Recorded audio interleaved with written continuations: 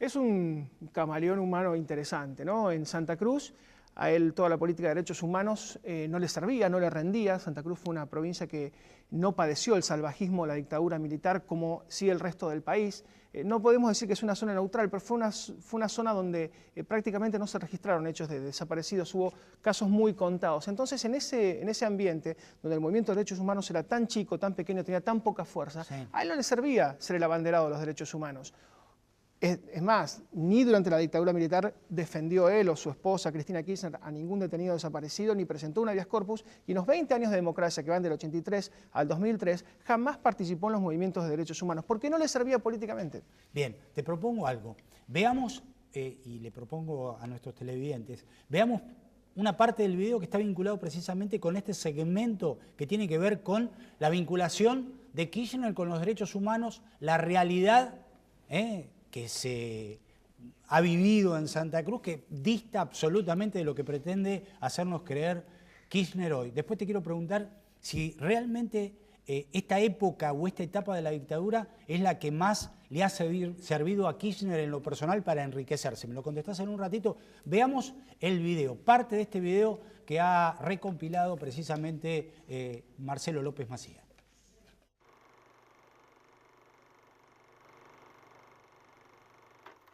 Las actividades del exgobernador Kirchner durante la dictadura militar siguen dando lugar a las críticas de la oposición. Yo en esos años me desempeñé en la conducción de la Federación Argentina del Colegio de Abogados. Recuerdo muchos apellidos, muchos nombres, no voy a hacer ahora el listado de gente que intervino, de abogados que no tenían nada que ver con extremismos ideológicos, pero que cumplían con el deber del abogado, que era dar patrocinio del letrado a todo aquel que requería o necesitaba una defensa. Pero nunca jamás vimos el nombre de la pareja presidencial actual. Como gobernador de Santa Cruz, Néstor Kirchner tuvo una posición llamativa respecto de los derechos humanos.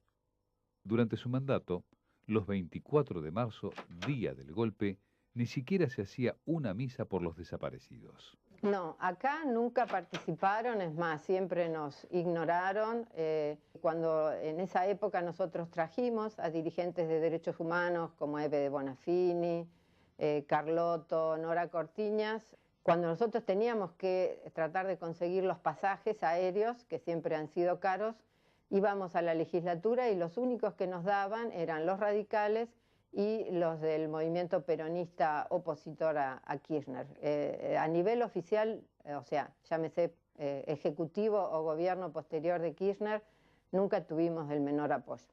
¿Qué sentís cuando ves que dice me siento hijo de las madres de Plaza de Mayo o cuando las convoca para los actos?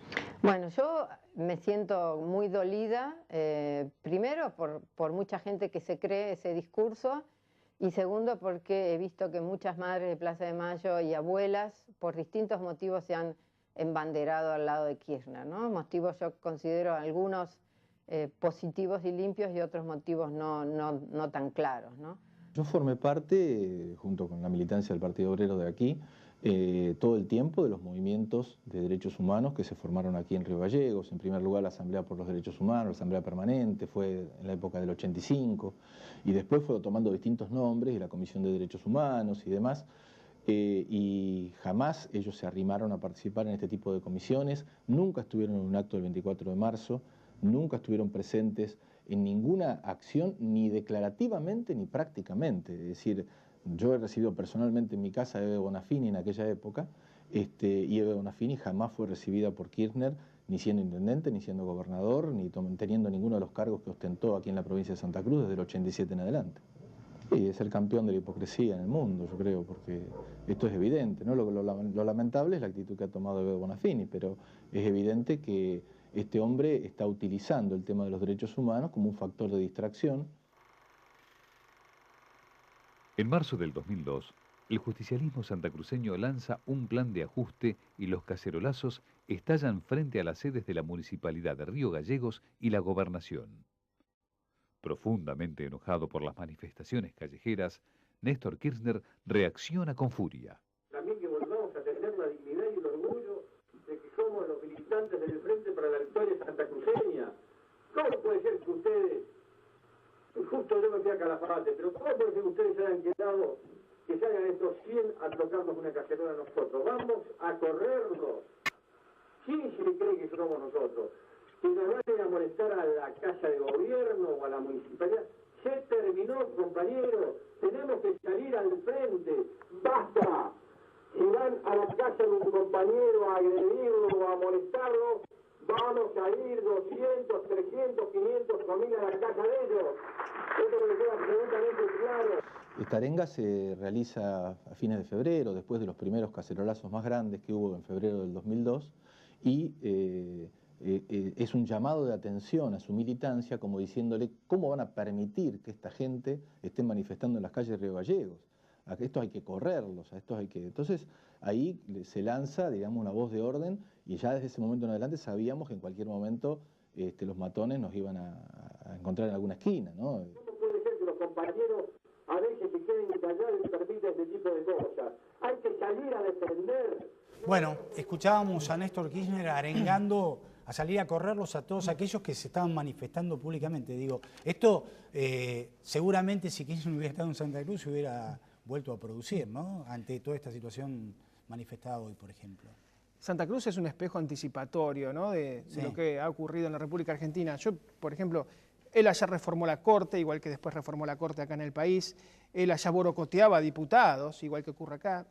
Él allá asfixiaba a los intendentes económicamente, igual que asfixia acá a los gobernadores para traerlos de su lado. Él allá manipuló todos los órganos de control, como hoy pone, por ejemplo, en la Sigena Alessandra Menicheri, la esposa de Lío, a controlar a su propio esposo. Él jamás dio conferencia de prensa si distribuía la pauta publicitaria de acuerdo a si el periodista era amigo o enemigo. Él allá tuvo infinidad de obras incumplidas, igual que pasa acá, pero nadie se enteraba porque después no había ningún medio que lo reflejara. Él allá organizaba contramarchas, como lo que está ocurriendo acá, como lo que estamos viendo. Este espejo anticipatorio de Santa Cruz nos ha mostrado una parte de Kirchner, pero cuidado, no conocemos la parte del Kirchner arrinconado, del Kirchner sin viento de cola, del Kirchner, como vemos en este caso, enojado por lo que ocurre, y cuando las cosas le van mal, él saca a su gente a la calle. A esa instancia no hemos llegado en Argentina, está ocurriendo nuevamente en Santa Cruz y hay que ver cómo reacciona. En el caso que estuvo arrinconado, reaccionó de esta manera que fue bastante violento. Marcelo, para concluir esta etapa y poder avanzar sobre otros temas, el tema del patrimonio de Kirchner parece demasiado vinculado con la etapa de los militares, ¿es así? Es así, él siempre tuvo una relación con el dinero casi voraz, ¿no? Cuando era estudiante, por ejemplo, acá en La Plata, ¿no? Le mandaban dólares de Santa Cruz y él especulaba con esos dólares y cambiaba. Siempre tuvo una cultura rentística muy importante. Durante la dictadura militar era abogado de una empresa Finsud, una financiera, que merced a la ley 1050, cuando se empiezan a multiplicar las cuotas de la 1050 y la gente no podía pagar, él como abogado de Finsud, desde una posición de privilegio, le iba haciendo ofertas a la gente. Bueno, no podés pagar, bueno, yo te compro la casa. En el año 81, que fue el peor año de la 1050, él se queda con 5 casas. En un solo año en Santa Cruz, lo que fue un verdadero récord. Y a lo largo de la dictadura militar, él hizo más de 20 casas, con lo cual, en un periodo muy malo para el país, él logró el mayor incremento patrimonial de su vida. Háblame un poquito del tema de los fondos de Santa Cruz. En cualquier lugar sería un escándalo nacional y sin embargo acá pasa casi desapercibido. Hay 3 años donde ni el ex gobernador Acevedo pudo determinar qué pasó con la plata. Desde fin del 99, cuando él se hace de 650 millones de dólares cuando vende las acciones de Repsol, hasta el 2002, nadie sabe qué pasó con la plata. No hay papeles, hay solamente una explicación de que compró títulos y de acciones a nivel internacional. En un momento en el cual Wall Street fue un desastre, se cayeron las Torres Gemelas y todo recuerda el desastre que fue cuando explota WorldCom, explota la burbuja tecnológica financiera, por eso se cae WorldCom, se cae Enron, esta compañía energética tan importante. Es decir, el que fue a la bolsa en ese tiempo perdió. Ellos fueron al casino con esos 650 millones de dólares y nadie sabe qué ocurrió. Digo, las explicaciones que dieron tampoco fueron convincentes en cuanto a esto, porque dijeron que pusieron la plata en la Reserva Federal de los Estados Unidos, después se comprobó que la Reserva Federal no toma plata bajo estas condiciones y además se hicieron operaciones contradictorias, de acuerdo a lo que vos me contabas. Es decir, se ponía